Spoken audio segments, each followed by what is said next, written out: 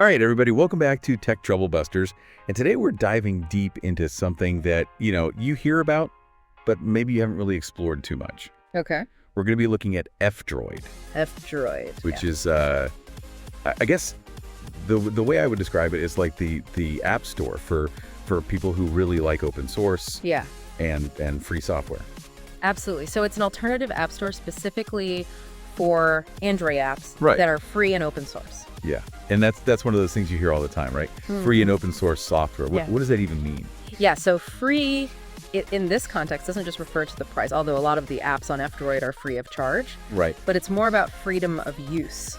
So you have the freedom to use the software, to study how it works, the freedom to share it with anyone you like, and even the freedom to modify the code itself to fit your needs. So I could download the code and change it.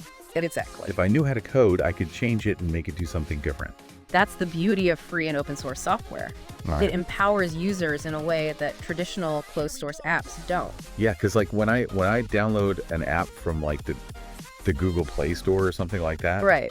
I don't even know what's in it. You have no idea. It's just there. It does its thing. Yeah, it's a black box, right? You just have to trust the developers that they're not doing anything shady with your data. Yeah. Whereas with FOSS, that code is open. Okay. Anyone can examine it. So it's like transparency. Exactly. It's all about transparency. And you can spot potential vulnerabilities or just even understand how the app works under the hood.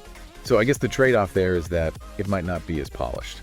Well, that's a common concern that people have is that, are the apps on F-Droid as polished and user-friendly? As a really big company who's got, millions of dollars to spend on developing this app. Right, exactly. And the truth is that the user experience can vary. Some F-Droid apps are incredibly well-designed and they function just as seamlessly as their mainstream counterparts. Okay. Others might have a slightly steeper learning curve. Right. But honestly, many of these apps offer unique functionalities that you simply won't find in the mainstream app stores. Like what? Well, there's one example that comes to mind. Okay. There was an app on F-Droid that allowed users to bypass a certain company's paywall for their music streaming service. Oh, wow. And it was eventually removed from F-Droid because it raised some ethical debates. Interesting. But it just goes to show you the kind of innovative and sometimes controversial apps that you can find. So what kind of apps are typically on F-Droid then?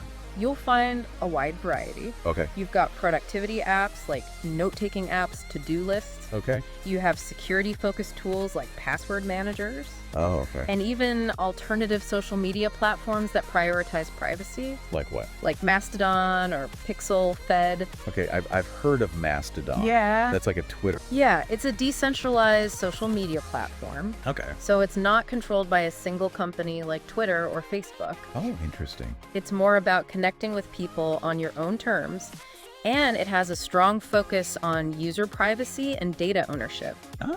So you're not beholden to the algorithms of a big corporation. Yeah. You're in control of your own data. It sounds very idealistic. It is. Very utopian. It's a different way of thinking about social media.